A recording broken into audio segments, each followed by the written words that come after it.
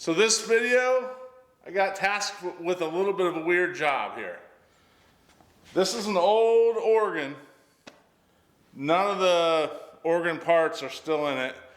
And I was asked by someone, it's kind of a family heirloom, but it takes up a lot of space and is non-functional. So they asked me to convert it into like a bench that you would have when you first walk in the house by the front door.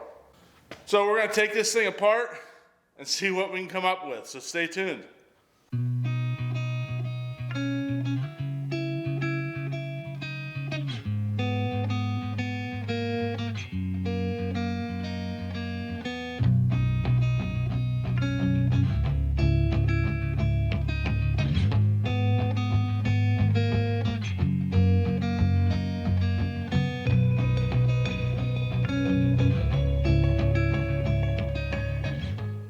So I've determined that this needs to be cut off here in order for it to fit underneath the seat. This is a little bit too long.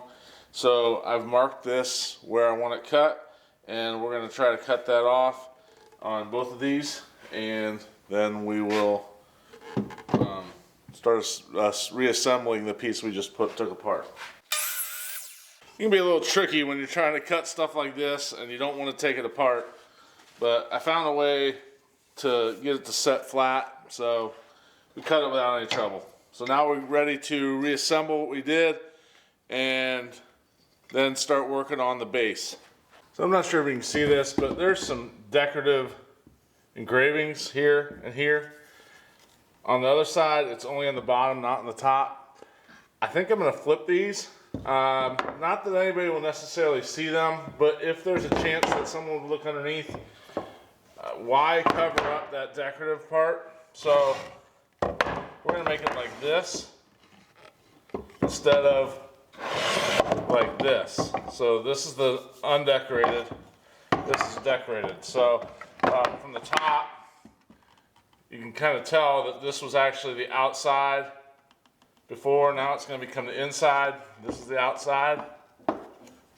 It's gonna go kind of like that. So one thing I gotta do is this part right here sticks out too far and I can't get it to set flat. It won't set flat on here because of it. So I'm actually gonna have to trim part of this decorative thing off, just a straight cut right here. Cut some of that profile off so it sits nice and flat.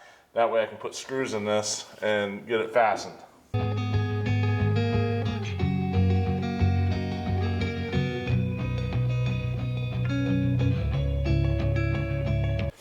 So now it fits flat right here. Can't tell I did it from this side.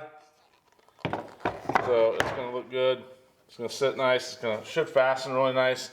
I'm gonna use glue and screws for this. Now I'm gonna apply glue to this. Because this has a finish on it, I'm just gonna scuff this so that the glue should adhere a little bit better. It's really smooth right now. Sometimes I'll take old sandpaper discs that have creases and they're wearing out, and I'll just use them as hand sandpaper. They get a little more life out of them. This one, if I were to use it on a sander, it'd probably scratch the boards with swirl marks in it, and so it served its purpose in those regards. Okay.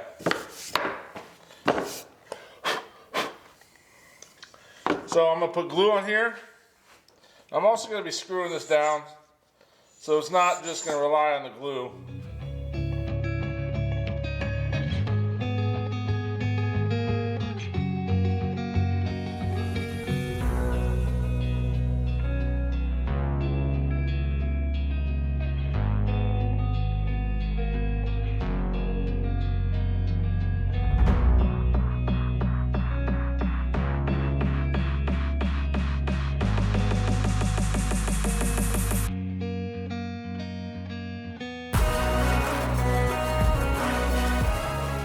Trying to plan out how this is going to look for the back. I think I need to hold off on the base until this back gets established, because I think as it sits now, this part right here is probably the widest it can be. And so it's gonna have to cause me to adjust everything else. So we're gonna try to integrate the organ cover, the keyboard cover up at the top there as kind of like a crown molding. I'm gonna have to trim some off of that section right below it. And we'll see how it goes. So this is the back side, and this is gonna be the top of this, and then this will mount on above it. Obviously I gotta flip this over, but I wanted to show you how I was gonna put this together. There's not a whole lot. It's maybe 3/8 of an inch where this is resting on this, and I need to keep this as wide as possible, so I really don't want to reduce that. So the way I'm going to attach this to the sides is I'm going to bring pocket holes in right here and right here to do so, and then I'll have to figure out a way to tie in the top so that it all is stable. I may have to run a piece of wood across the top here to just tie everything together. So we're going to do this one step at a time. We'll see how these pocket holes hold and then go from there.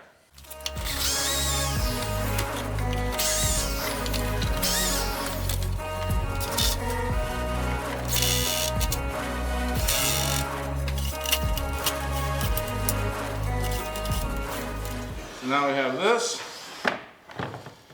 However, it needs to flip over because the customer wants coat hooks in these upper portions. So I'll flip all this over and see how it's going to look and kind of go from there.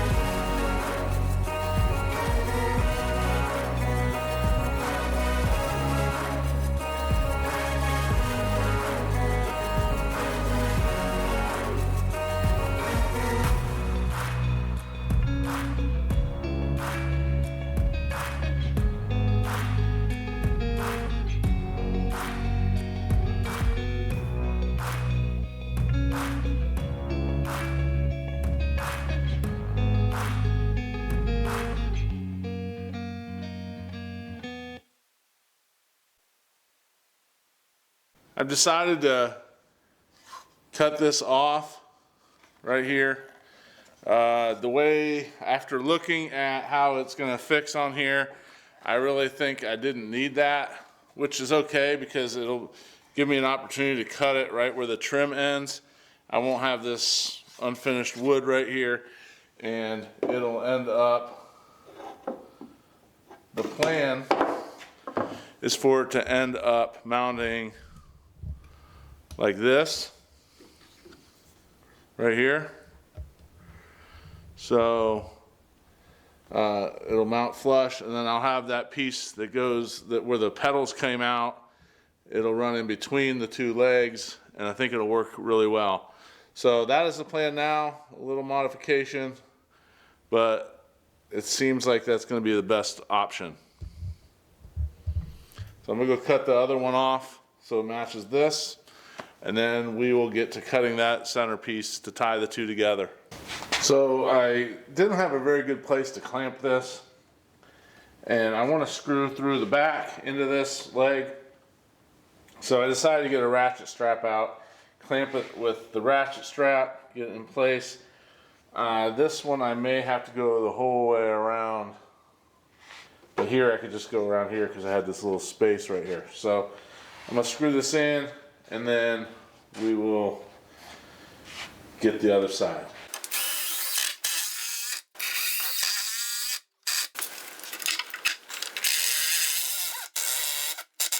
So I cut this down. It's going to go right in between here, I decided. Make it flush with the bottom. Tie it up against the sides. And I'm just going to screw it in from the back side, right here and right here. So after that, we'll finish out the trim right here and get ready to cut the seat out. And I think we'll be able to stand this up as soon as I do that. So I'm kind of anxious to see how it stands.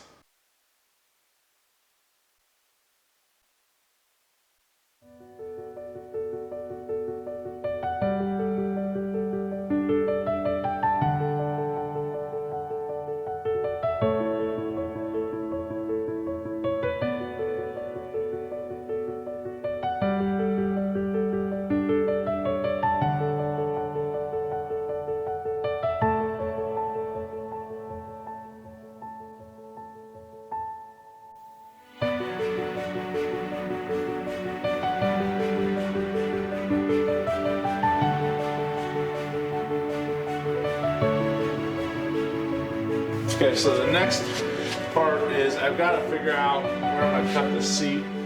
I don't think I want it to come the whole way out because I have this curve, and so I think I want it to come in maybe a little bit from the end and then start. So I'm going to have to cut off of both ends and going to lose this curved profile that was on the original top.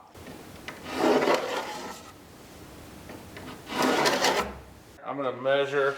What I want is this seat to be 2 inches less than the back on each side. So we'll measure the back, subtract 4. So about 40 3/8 is what we're going to aim for here. But I got to cut this end first.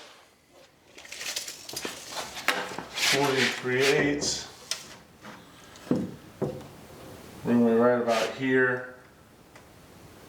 Then I'll center it and go from there.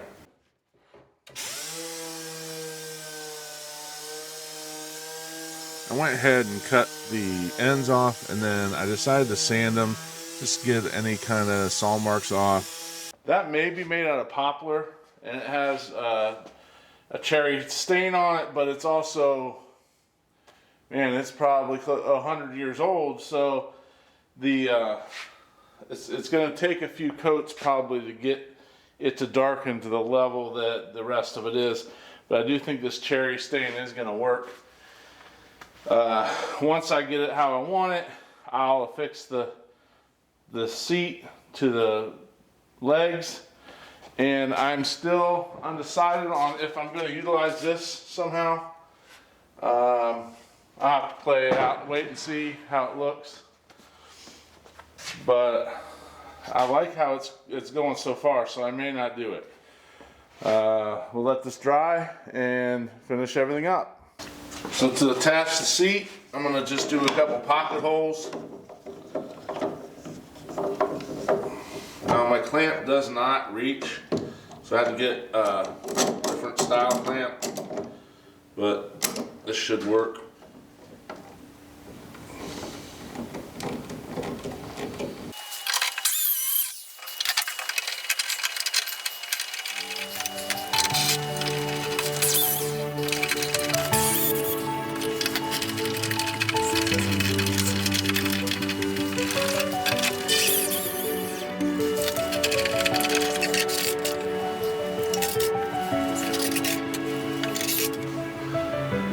looks like I'm done.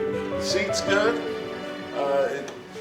I think it was a nice way to repurpose an old organ that just had no use anymore. All it would do is sit there and collect dust because you couldn't get the parts for it, and it did not work any longer. So a nice way to take a family heirloom and convert it into something a little more usable. I do need to add coat hooks here, in the center here, and in the center here. I do not have those on hand, so I'm gonna have to go get some. But I figured we could wrap this video up without the hooks, as they're not the most important part. The important part was the build in general, and just trying to figure out how to take all these parts and make something different out of it. I knew I had a pretty good plan for the seat. I had no clue how this back would come together. It took a lot of staring at the parts and trying to figure out how to build something a little bit taller that would suit and look right. And some of the challenge was the different widths of everything. I didn't really want to use anything that wasn't part of the original, at least for the wood. I used new screws, but I didn't want to use any other pieces of wood really that wasn't part of the original piece. So it was a bit of a challenge to try to figure out how we could maintain a similar width the whole way to the top. But we did figure it out, and I think it turned out really well. I think that the customer is going to be really happy with this. And it was a fun build, just something a little different I've never done before. One challenge is trying to match stain when you expose new wood, because I did have to cut the seat, for example. It is a bit of a challenge sometimes to figure out exactly what to do to get at least a similar look. I think we found a pretty good stain that will match. In fact, it does match. So that problem was solved. Aside from that, I really appreciate you watching. Check these videos out over here, and we'll get into something new next week.